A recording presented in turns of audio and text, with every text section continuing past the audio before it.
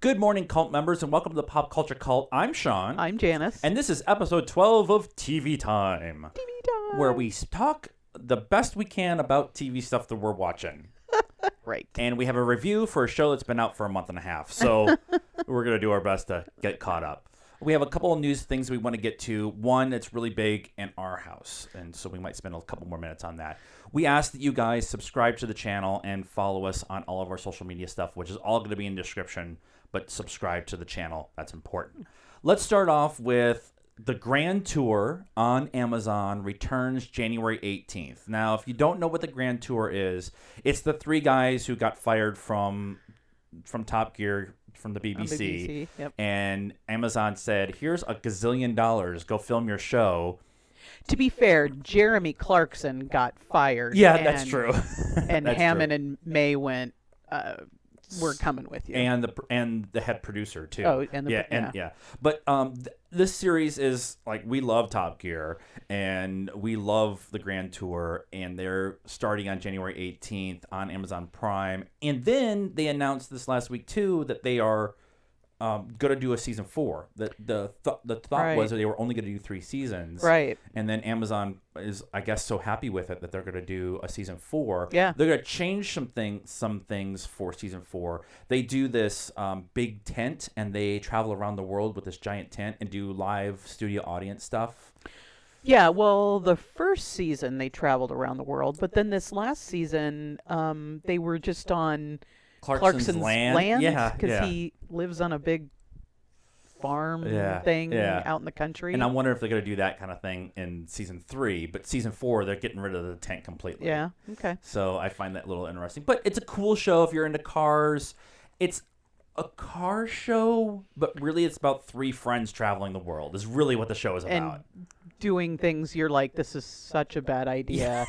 and generally it does turn out to be a bad idea, but it's a lot of fun watching them. What could go wrong? Well, yeah.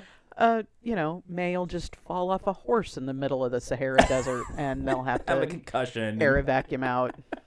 Hammond flipping a car 15 times over a cliff and setting it on fire and Almost died more than once. Literally, almost died twice. And he's the young one of the group, and he's just an idiot. He's not an idiot, but he's always the accident-prone one. It's a funny, awesome show. It's on Amazon Prime. Go watch it. Get caught up on the other seasons, and then January 18th, you'll be ready for the new stuff. They announced on Netflix that Punisher Season 2 is coming in January, and then being canceled in February. At least that's been the running joke. Yes. No official date. I just went and looked again before we started the show. Everything that's coming to Netflix this month has a release date when it comes to Netflix. Yeah. Except for Punisher Season 2. That's weird. So they said January, so we're going to get like a notification on a Tuesday, and it's going to drop on a Friday. Yeah, or it'll just be like, hey, it's here. And you're like, whoa. Yeah. The weird. Marvel stuff has been handled very oddly by Netflix. And Daredevil, I know, is their 4th. They don't release numbers, but by the metrics of social media interaction and all that kind of stuff, it's the 4th highest ranked show on Netflix was Daredevil. Okay. It dropped season 3. It was amazing. Yeah. And then 2 weeks later, they canceled it. Yeah. And it looks like they're going to cancel everything that is not theirs. Okay. Is Punisher theirs? Punisher's not theirs. Okay. It is, well, it's, okay, it's original content to Netflix, but they don't own the rights to it. Right. It's Marvel owns the rights to it. Marvel so basically TV. all of the Marvel shows are going to wrap up here and cancel. Yeah. So and then move to Disney Plus. So the rumor is, so the discussion has been that the Daredevil, Jessica Jones, Luke Cage, and Iron Fist, all 4 of those, because of the way the contract is written, they cannot show up on any other streaming service 2 years, for 2 years after they've been canceled. Yeah. So that's the soonest we could get something is 2021 on the 3, and then Jessica Jones doesn't drop until later this year, so it'll be 2022. But honestly, that makes sense because they wouldn't. I mean, first of all, Disney Plus isn't even up yet, and Right, it won't be right. until mid-year next year. They're end saying of fall. fall. Okay, Fall. So and then they're gonna have to film. right. So I Right. mean, it would The- be 2 years anyway. There has been discussion that they are going to reboot all of these characters on the Disney Plus, maybe probably Hulu, version of the world. The problem is that these actors who we all love in the roles, except for Finn Jones as Danny Rand. Now I liked Finn Jones, but he's not the Iron Fist. But, Right. The actors aren't going to sit around for 2.5 years waiting to. They're not going to book not book something. Right. And sitting around I waiting. honestly expect them to reboot them. New actors, yeah. new content, maybe tie them into the movies Yeah. more, or just do something completely different. Have Doctor Strange show up in a few episodes and stuff like that. Yeah, 'cause yeah. The Defenders and Doctor Strange are all interact with each other in the comic at times. Right. So And now that Disney's going to get Fox, they can, Yeah. maybe the X-Men or the Fantastic Four show up Yeah, or whatever. Yeah. But season 2 of Punisher, we're really looking forward to it. The first season is the first 3 seasons of Daredevil, the first season of Punisher. Pick the order, like throw Yeah. a dart on Yeah. how good. Like all 4 of those seasons are amazing, the and first then season, probably the first season of Jessica Jones is like a step below that, and Yes. then everything else is behind that. I would say Jessica Jones is right in the first season is right in there with those. Yeah, I get that. Because, Yeah, Mr. Purple, yeah. David Tennant. David Tennant as a bad guy, a creepy bad guy, was really good. Okay, so we want to talk about a show that very few people around here are going to know about, but we're going to talk about a lot. And it is called Watch it. because it's called Night Fight, and is coming on January 23rd to the History Channel. And that's Night with a K. There's also another show coming to History Channel called Project Blue Book, which will also be watched.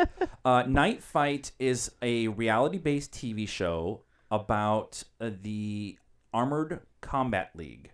The Armored Combat League, also known as the ACL, is a medieval fight league. Imagine taking the UFC and putting guys in full metal armor with real swords in a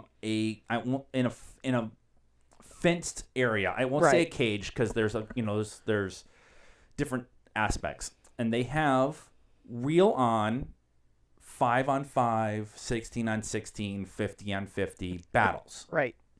And the idea behind this is real swords, real armor, everything has to be authentic, all that kind of stuff. And the idea is to have your opponent off their feet. Right. However you can do that. Right. So hit them with something really heavy or knock them over or whatever. Push them down. Yeah. Yeah. And it's worldwide. Yeah. We have friends in the U.S.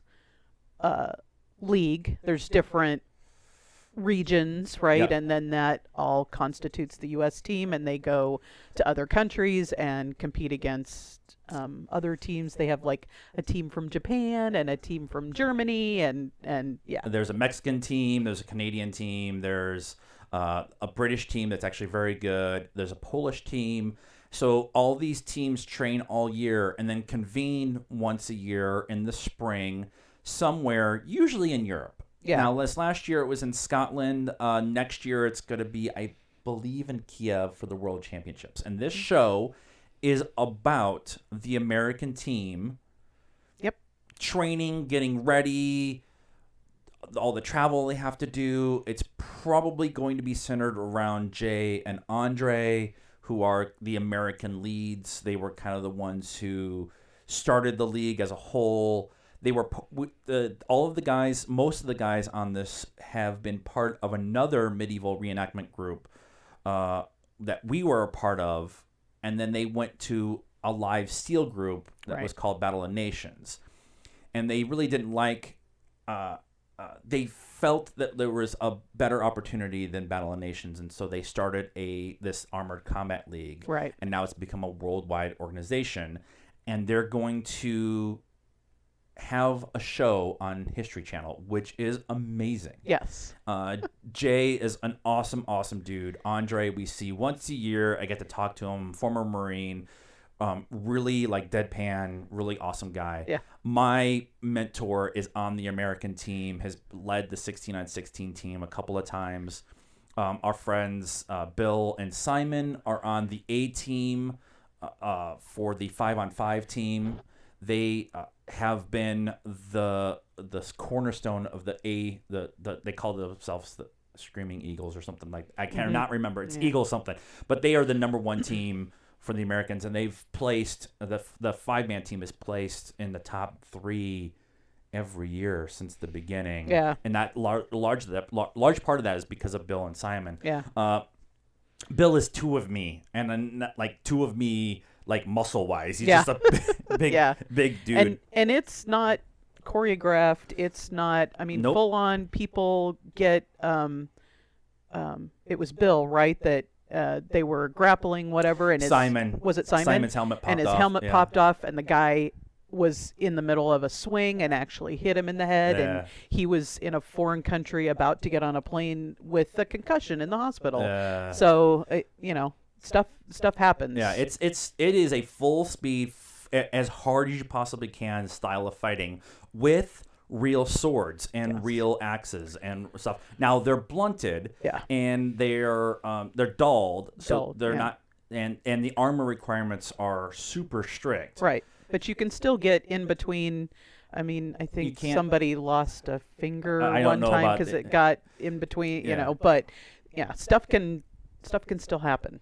I have fought with these guys a couple of times, and it is intense fighting. I dig it, but the problem is for me, as much as I love it, there is a certain level of brutality that I think is amazing. I just can't pull it out of myself to get there, and there's a little bit. I can be brutal, but it is going to be a lot of fun to watch. We will be talking about the show a lot, and probably maybe doing episode breakdowns because. I don't know. Nobody else is going to watch it other than us, but we'll talk about it on this YouTube show anyways because I think it's going to be awesome. Yeah, maybe we could figure out a way to do reactions. Maybe I don't know. We'll have to. We might do some Stardust stuff too. And stuff. But we might. Yeah, we'll have to do some. We're gonna pimp the poop out of this show. Yeah, we are. So You've been warned. I've already talked about it on the Facebook page. But January 23rd, Night Fight on the History Channel. You've been warned. There's 2 things we want to review. First is the Elseworld'S DC Universe, Berlanti Universe crossover event that happened this last week between Flash, Arrow, and Supergirl. Yep. No Legends this year, although Legends took some shots at the crossover and not being in it. Yeah. There was this. Some good-natured shots. Some good-natured shots. They got back on the ship, and there was like 20 missed calls from Kara and Oliver and Barry. Oh, it must be the annual crossover that we need to be part of, like taking shots. But this crossover was Elseworlds, and it was Freaky Friday, Quantum Leap. They actually even made references to them. Oliver and Barry switched roles. Yep. So Stephen Amell was the Flash, and Grant Gustin was the Green Arrow. Yep. And they leaned into that quite a bit. Yeah. Yeah. And I thought that was that actually was my favorite part, was seeing them do the role reversal and see Stephen be super funny and see Grant be super like over the top, like growly voice kind of thing. Well, yeah, and they I hit my mic and now it's they definitely touched on that, addressed it pretty wholeheartedly, because in the beginning, like Flash he was like having a hard time controlling being, like the super speed and stuff, and then Arrow was, having a hard time like shooting and all that, and they finally realized that that Barry is very happy and Oliver is very grumpy, and so they had to kind of pull that out of themselves to be able to. For me, Stephen understanding or Oliver understanding that the reason he can do what he can is because he brings the anger out in himself. Yeah. And recognizing that, I think that's going to be a huge important thing in the storyline than going forward in Arrow. Now, we have not been watching Arrow and Flash this season. We don't watch Supergirl. It's not for us. It's a cool show, but it's just not for us. But we don't have CW. We have the app, and so we haven't been binging anything. But we're gonna wait till the season gets over, binge it all at one time. Yeah, and we got the app kind of halfway through the season. Maybe next year we'll be able to do it week by week. Yeah, week by week. But and the only thing that I really noticed the switch to the Supergirl episode. And maybe it's just because we don't watch that show, but the Flash and the Arrow episodes were just.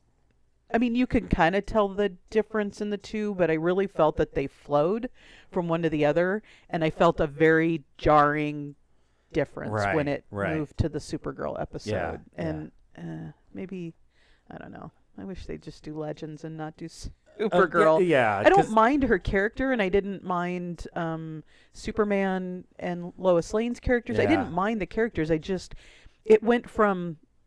flowed to kind of Yeah, I was like, wow, this is very different. I really liked what they did with the Superman arc.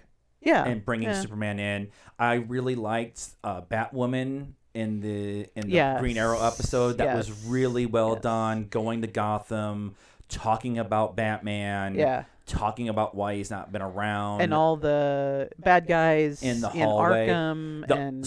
So they talked about this. I actually watched Collider's review, and they talked about the one cell. It was Guggenheim, who was the original showrunner for Arrow. Oh, okay. So I thought that was a nice little wink. And I knew that was something. I just didn't know. They did everybody else. They did Enigma and all. They worked their way through it. I thought it was interesting too that the girl they get to play Batwoman, I can't remember her name. We've seen her in a couple of things. Ruby Rose. There you go.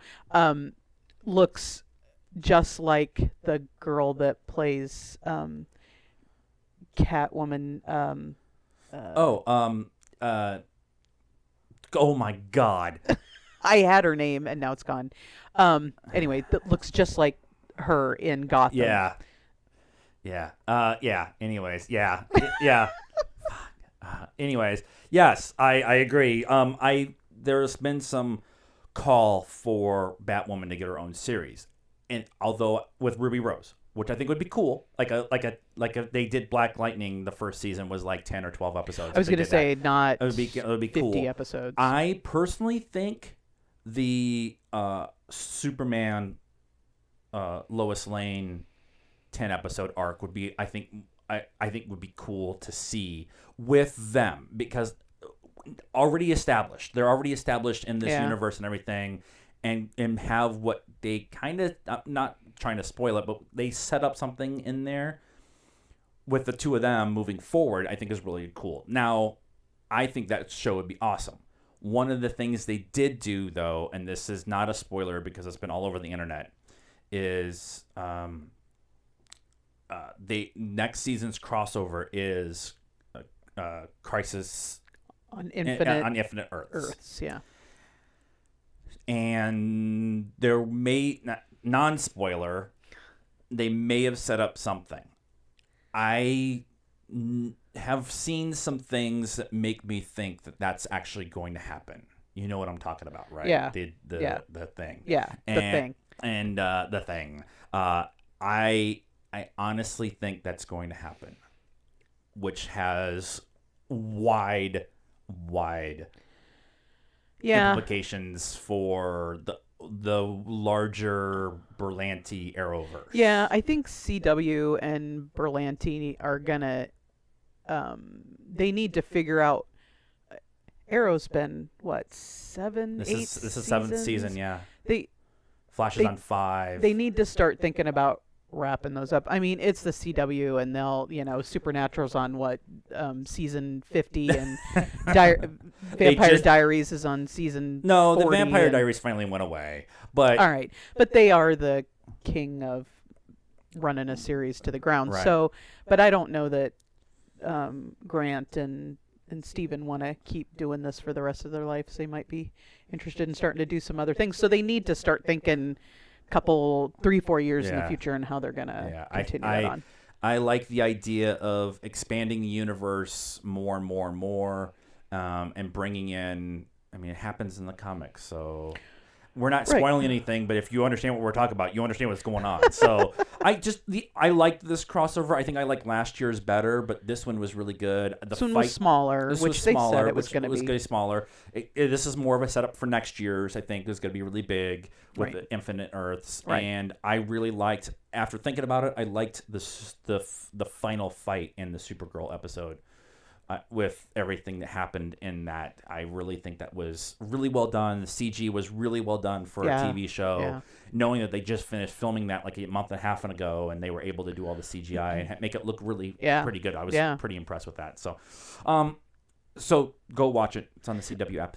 The last thing we're going to talk about today, this morning, whatever time it is, I'm a hot mess. Gee, mini crimey. Is Castle Rock. We got Hulu.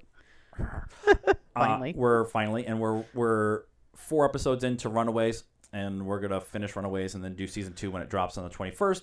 But we've been wanting to do Castle Rock, and we got all the feels from the trailer and everything that they did for San Diego Comic-Con. Yeah, and then we got Hulu, and the first thing we watched was Castle Rock. Yes. Because my wife is a super Stephen King fan. We have a ton of the hardback books over there. So I know my feelings on this show, but I want you to say what you felt about it being the super Stephen King fan. So, as the super Stephen King fan, I loved it. I loved how it felt like a Stephen King book. Right. Because all of his books that deal with, well, almost all of his books, there is some Easter egg in the book where if you are the, as he calls them, constant readers, that you'll go, I get that. That's from that book way back then, or this thing that happened to this person. And so there was a lot of that in the series. It wasn't weird or like you not having known. Right. I was like, oh, hey, that's that thing. It didn't throw you out or be like, why is there a dog in this scene? It makes no sense, right? So I really appreciated that. We wondered where it was going. Like, it was kind of plodding along, and you're like, okay, yeah, cool. Wait. Set up. Oh, there's a left turn. Oh, there's another left turn. We spent an entire episode going, what happened? Yeah. Okay, and then it did a 180 back to where we were, and then you're like, but that made sense too. Yeah. Now I'm really confused because I don't know which one is right. And they don't necessarily wrap up the season with a bow. No, but it is over. That story is over. Right. And for season 2, it will be a new story. I would assume probably still in Castle Rock. It's a medium-sized town, and there are a lot of Stephen King books with stories that happen in Castle Rock where characters don't ever meet. They don't. I mean, you might have a reference to the Torrance family or Juniper Hill or Shawshank, but Desjardins. I think it was Desjardins. For me as a non-Stephen King reader, I appreciated that I could follow along with the story and not be lost in the whole process, right? And I saw it as a really cool mystery. Yeah. And not a like they threw stuff out, and I knew some references because, they talk about a killer car, and then they talk about Shawshank, and they talk about a dog that went rabid, and they made references to stuff that I knew. They kind of winked at Pet Sematary. They kind of winked at it. They kind of like stuff that I had seen in movies, but I never read the books, so I appreciated that part. But the mystery of it, what is really going on, was what kept me interested. Yeah. And I was like, there's a couple times where I just put my computer down because I have to like, Yeah. I'm watching because I'm interested in what's going on. Yeah, yeah, and sometimes you have to actually pay a little more attention to understand. Yeah. The use of Bill Skarsgård as they call him the kid. Yeah. But the use of him, knowing everyone who watched the show knows that he plays it. Yeah. And having him in it, and having Sissy Spacek in it, and having those winks and nods to people who were in the movies is like for somebody like me who only knows Stephen King stuff via the movies and the TV shows was a really nice touch. Yeah. It would have been really easy to cast whoever in those roles, but they went out and made a point of hiring those people to be in those roles. And the kid from it, yes, who plays his son, Harry Danvers' son. Young Henry Danver. No, that's the young Henry Danver. I have IMDb. Weldon Deaver is the character's name, but Chosen Jacobs, who's in it. In it, yeah, is one of the kids. Yep. Yeah. I think there's probably, some of the movies. It's been a long time since I've seen them. I wanted to go through and see. I think that there's more people than just those 3 that have been in other. Yes. Stephen King movies. Yes. The main characters are Melody Linsky. Linsky. And Andre Holland. Andre Holland plays Henry Deaver, and Melanie plays Molly. And they're neighbors as kids, and they Henry leaves, and then comes back, and all that. And their connection between the two of them would have been a really easy, this is kind of a cheesy plot point. Make it into a love story. Make it into a love story. Yeah. Or something. It would have been really easy for that to be a crutch that was used to continue with the plot. And it was, but it made sense in how they set everything up. Well, they were just like good friends, like old good friends. Right. They never went in that direction. They were just, from what I saw, they were just good friends. They did have one finally get together moment. Yeah. And that was like episode 7 or 8.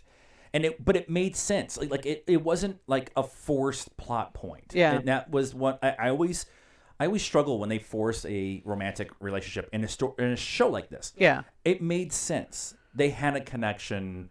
That connection got stronger the more time they spent with each other. Yeah. But what I really liked too was there's just enough mystery of who everybody is. I won't say, what everybody is, who everybody is. That at the end of the episode, at the end of the series, I was like, I think I know what happened. However, if you look at it this way, and this way, you have a completely different view of what it was. I think I know what it is, and I think you know what it is, and I'm pretty sure that we're different. Probably, yeah. And that's, that's very Stephen King, right? There is an ending, but maybe not. Maybe what the ending isn't actually the ending, and so. Yeah, it satisfies both those. Yeah. Closure, but then, mystery. Yeah. It's totally worth the watch, even if you're not a Stephen King fan or super fan. I'll put it that way. I don't know how you cannot be a Stephen King fan. I mean, what he's been able to do over the years and stuff. Right. If you've never read one of his books, it's an easy watch.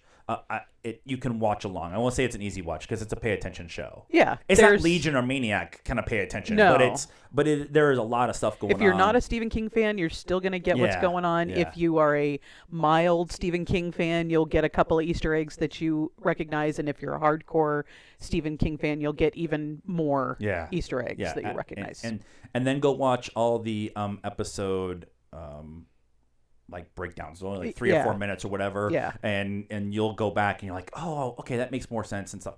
You don't have to watch those, but then they talk about some Easter eggs and little things and that, and so I think that enhance the series even more for me. So that was our thoughts this week on TV Time and our news and reviews section of TV Time. What did you guys think? Did you like Elseworlds? Did you like the crossover? Do you like the crossovers? Do you like Castle Rock? And get ready for Night Fight coming to the History Channel. Let us know if you're excited about that show in the comments, and tell us what your favorite Elseworlds crossover has been so far. Subscribe to the channel, like this video. All of our social media stuff is in the description. That's what I said. That's right. And until next time, good morning, cult members.